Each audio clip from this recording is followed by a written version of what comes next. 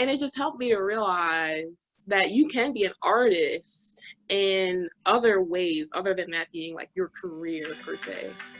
And so I just look at artists as just who I am rather than a career avenue, if that makes sense.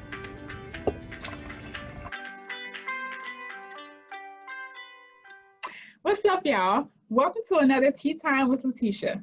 And I'm Lynnicia, where I'm a graduate student at Penn State and I study biochemistry and molecular biology. And today I am drinking some peach flavored tea, and it's by Pickwick, and it's black tea with a real bits of peach in it. And actually, so normally I'm not a big fan of black tea, but with this tea, you can't really taste it. I guess the peach and the black tea are really fusing together well. So I actually do like to sip on this black tea. In today's video, I have with me a very special guest, and I'm going to let her introduce herself.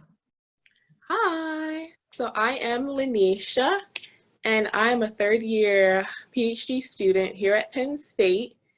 And I'm in the biochemistry, microbiology, and molecular biology program. And I'm also sipping on some tea. Yeah. So I got me some Darjeeling right here by Bigelow. And it's also a black tea, actually. And I just really like black tea. That's actually one of my favorite teas is Darjeeling because it tastes really good. It's like the champagne of black teas. And the black tea, even though it has like high caffeine, it has really good antioxidants. So that's why I drink a lot of the black teas for antioxidants. Today's conversation, we're going to talk about art and how art plays a role in science. I know that a lot of times people think that, oh, artistry and science aren't paired together. But I think that Lynnicia has done an amazing job in pairing her art and science together. So can you tell us a little bit about your background with art? I think this really gets into how I made science sort of more applicable to the artist's perspective, how it just really is a creative field. If you look at it away from like a scientist's perspective of numbers and data and all that, like just looking at science as another medium to express yourself. How are you able to be artistic within your science? Definitely. So they definitely merge. One of the hardest things in science is the troubleshooting part. Oh my gosh, like period, point blank. Sometimes if a protocol says do 1, 2, 3 steps, you get the results, you're done. Sometimes it works, sometimes it doesn't. And sometimes you need to take sort of that artist's perspective of just going with the flow and painting a new direction to get something to work. So it's definitely a mind switch of, hey, you can't just follow the logic here, you have to just create something new. And that's where the artist really kicks in of, let me create something because I want to create, I want to troubleshoot, and sort of go through the process like that. Our biochemistry, microbiology, and molecular biology department used to hold art shows, and you can just present pretty much whatever you want to show off your science or show off a talent. Like if you like to crochet or knit, you can just present a piece there. So I put up one sort of a really bad picture of a science project that I had, and I actually turned it into an art piece, and it's right here.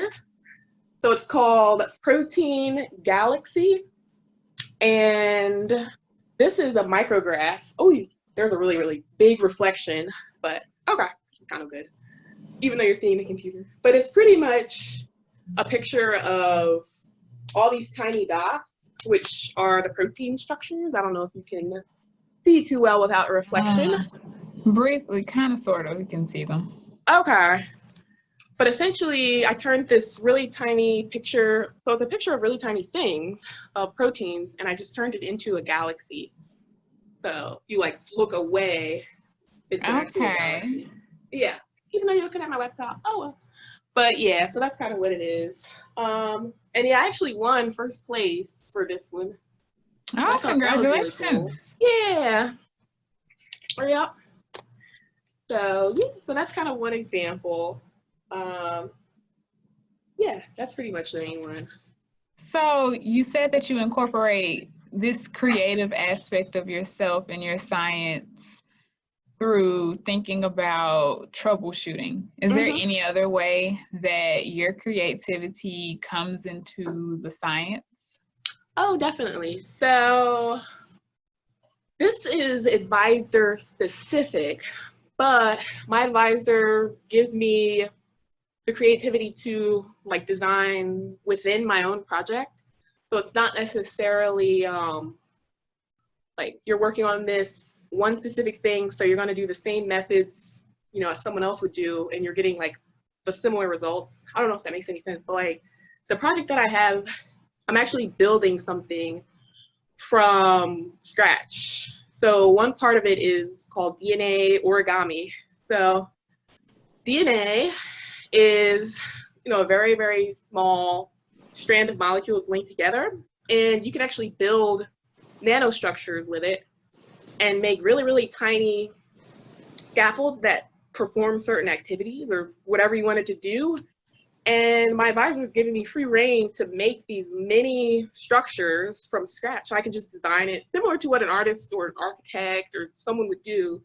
You just design whatever shape you want and you make it in the lab and give it whatever function you want to give it to perform the research that you want to do. So that's kind of how it goes into my research again.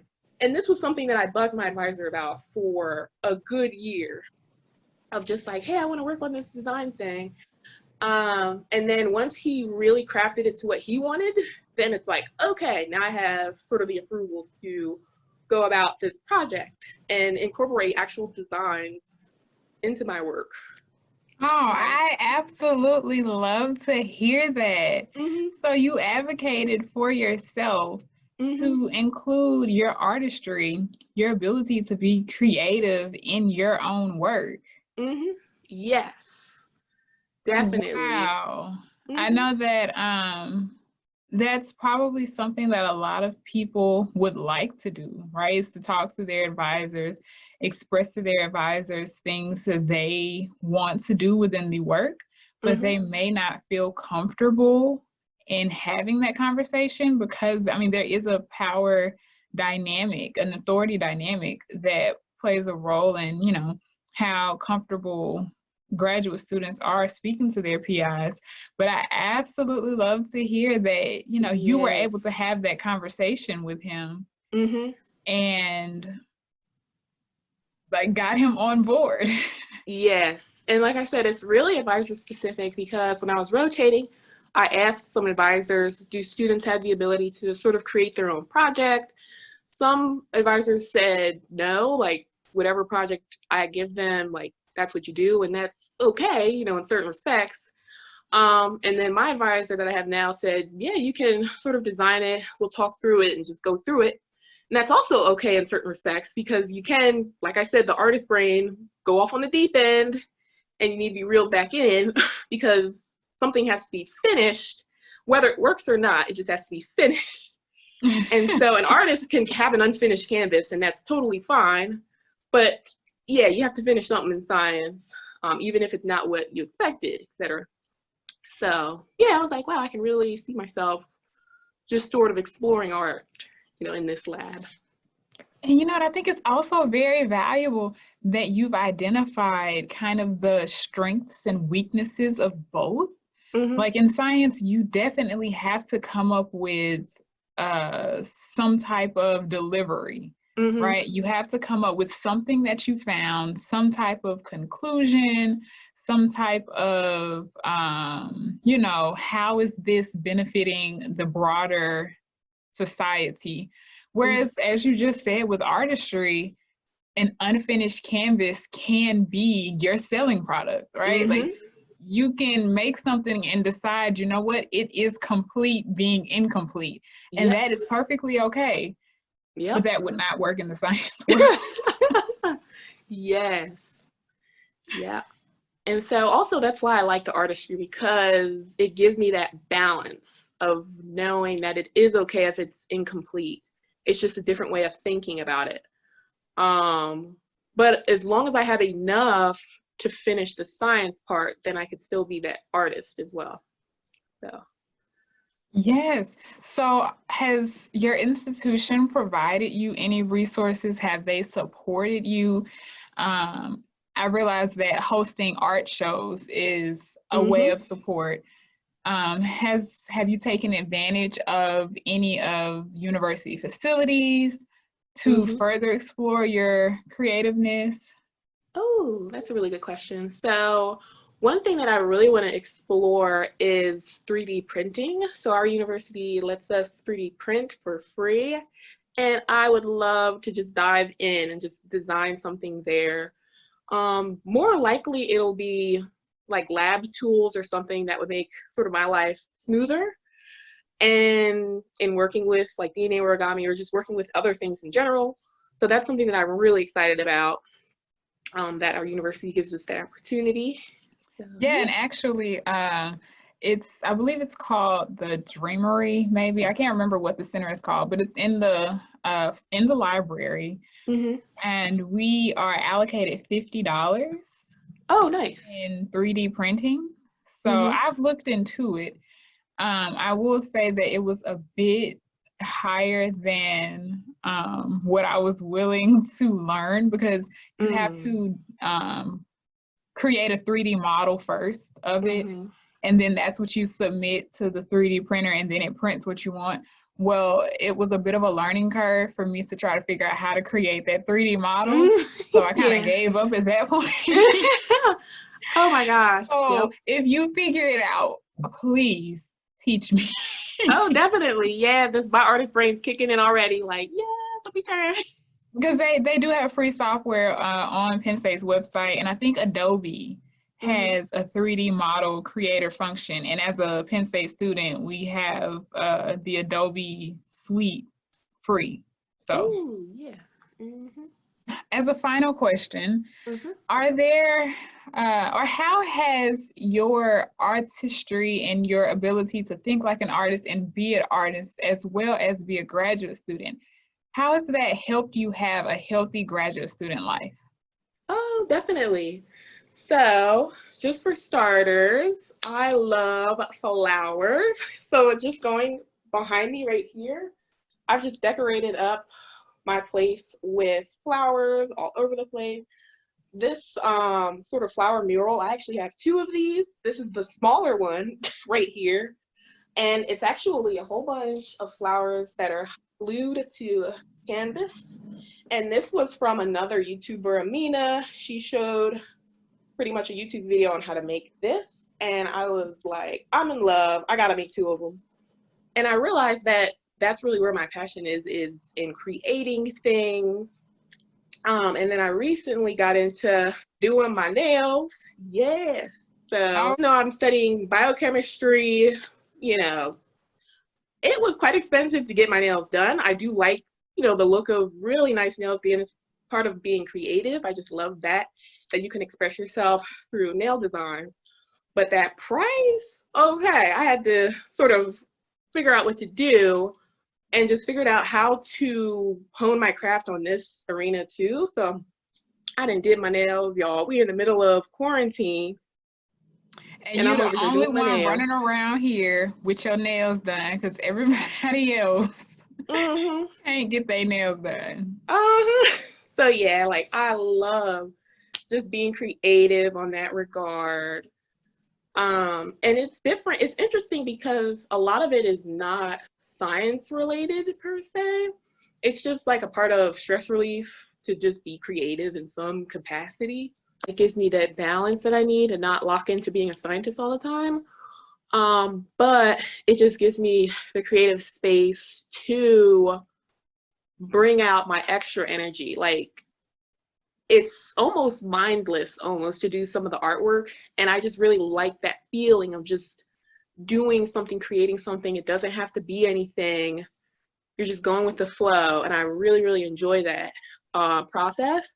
And it's just therapeutic to do that for me. And it works well with grad school because I could just do it whenever I want to. So it's not like a sport or something like that where you're going at certain times. I could just do it in the comfort of my own home.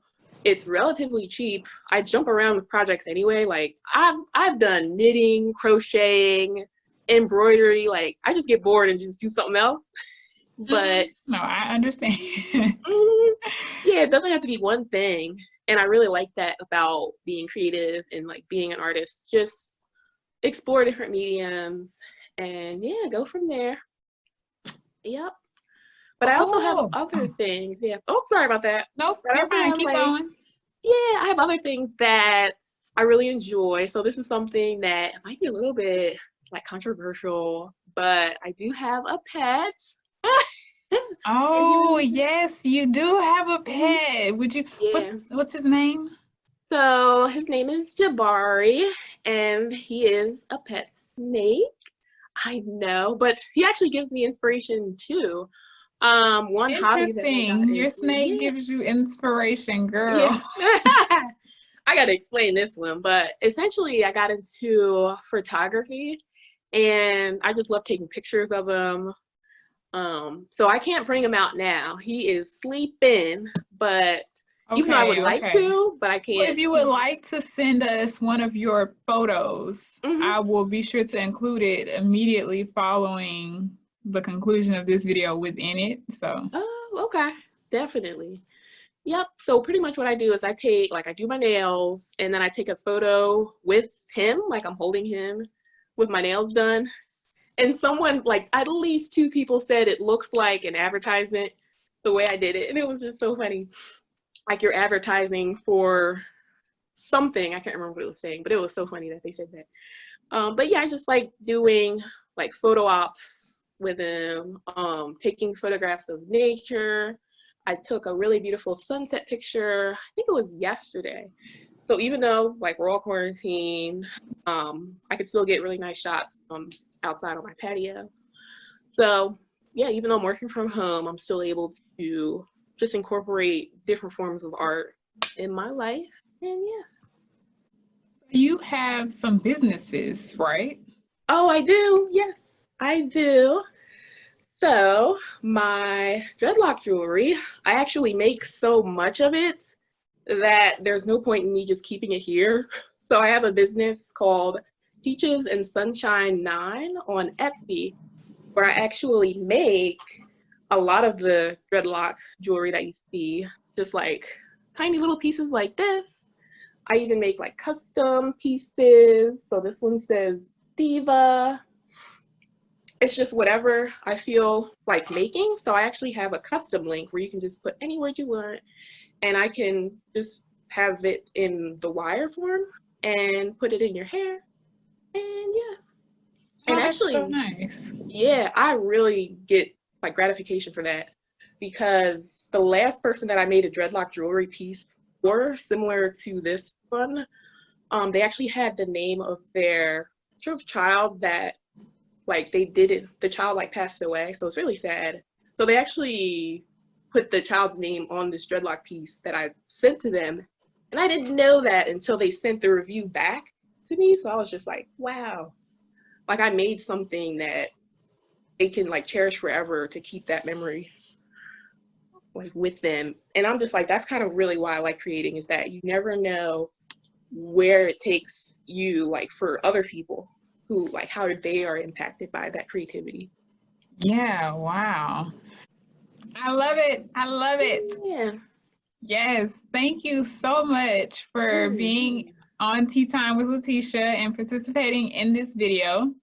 Thank you so much. I hope that everyone who is watching this video has gained one thing that they can use to help them graduate with gratification. And with that being said, bye. Tea Time with Lynnicia is a segment of Gratified Grad where we discuss topics affecting graduate students. For more information on how you can graduate with gratification, click the link which can be found in the description box. Thanks for listening.